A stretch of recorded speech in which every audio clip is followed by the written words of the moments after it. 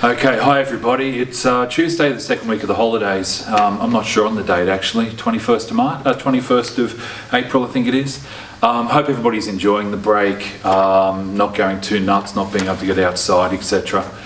Look, this morning there was a big announcement by the Premier, and then later on this morning we as principals had a live stream update from the Secretary of the Department of Education, Mark Scott. So following on from that, principals have been provided with a heap of information about what school will look like for term 2. With that in mind, I thought I'd take the opportunity today to clarify and make sure everybody understands what the Premier's announcement means and the timeline that we're going to be looking at for implementation of that. So firstly, the Tuesday 28th of April, Tuesday next week, the day students were originally going to be coming back to school, that has now been designated as a pupil-free day. It will be a second staff development day. So students who are coming back to school, who need to return to school in week 1, will now return from Wednesday the 29th of April instead. That change of date won't affect the timing of the distribution of our work packs. We'll still have the bus going out on Tuesday the 28th, and we'll be dropping off work packs to all students. Now, if your student is going to come to school on the 29th or any time thereafter, the pack that gets dropped off at home for them is the work pack they will need to bring into school to work with inside their classroom. There'll only be one copy of that. So please, if your child is coming to school, make sure they come equipped with that full work pack. The talk today from the Premier was around also having students return 1 day a week on a rotating roster. That is scheduled for implementation from week 3.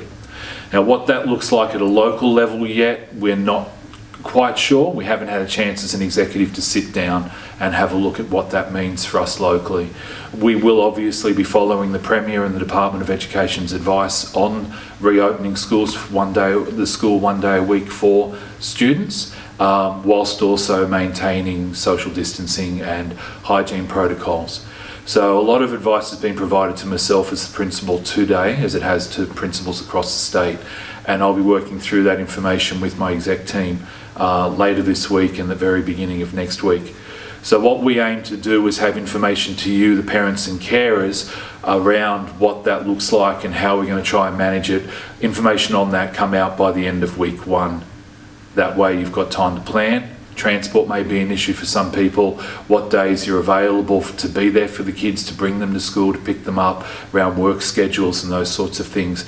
Those issues at an individual family basis is probably what's going to take the most time for us to work through and make sure that we're providing everybody with as an equitable as possible access to sending the kids back for that 1 day a week.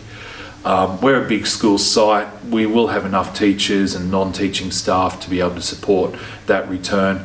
And the advice from the health department is very clear. Schools are safe, schools are open, and with proper social distancing and hygiene protocols in place, there's no overt danger to the welfare of students returning to school for that 1 day a week. Going up after this video will be 2 documents. One is the short text transcript of what I'm speaking to today, as well as a phased return to school document that's come out from the department today.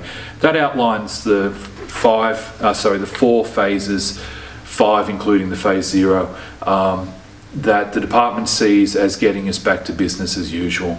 There are no set weeks included in that.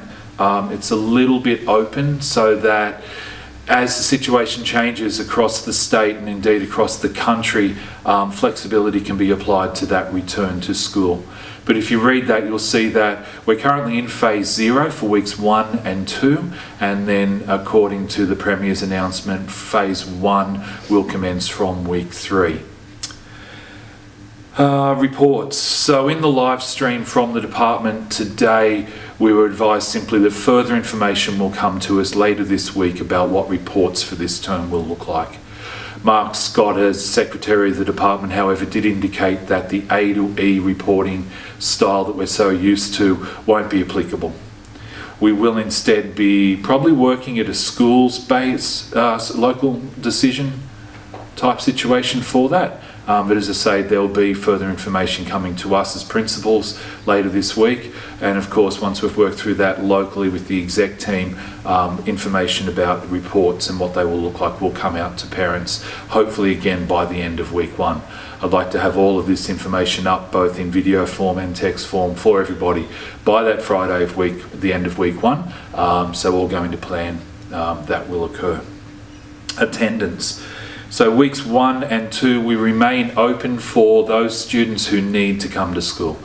And that's continuing the advice from the end of last term. Now, in a video at the end of last term, I outlined what we're going to do in terms of attendance. The SMSs will run now from the Wednesday to Friday of week 1. And we're going to ask you to let us know your intentions for weeks 1 and 2. Originally it was weeks 1 to 4, but with the change of the phasing the return to school, we've rolled that back now to be, tell us what you're going to do for weeks 1 and 2. For information on that, refer please back to the original update that I provided around attendance and just substitute the dates. Wednesday the 29th of April is when we'll turn them on. We'll turn the SMS off again on the Friday of week 1, and we'd like you to update us re-attendance through till Friday the 8th of May, which is the Friday of week 2.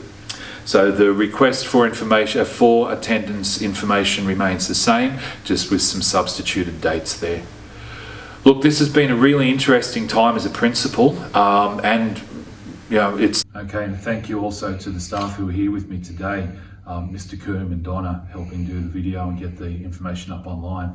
Again, an example of where our staff are going above and beyond. So I do thank them and all of the other Cobar Public School staff for their support and trying to provide the best educational opportunities possible for our kids here in Cobar. So that'll be it for today. Enjoy the remainder of the holidays. Look out for new information at the beginning of next week and then through next week. So thanks everybody. Enjoy the rest of the holidays.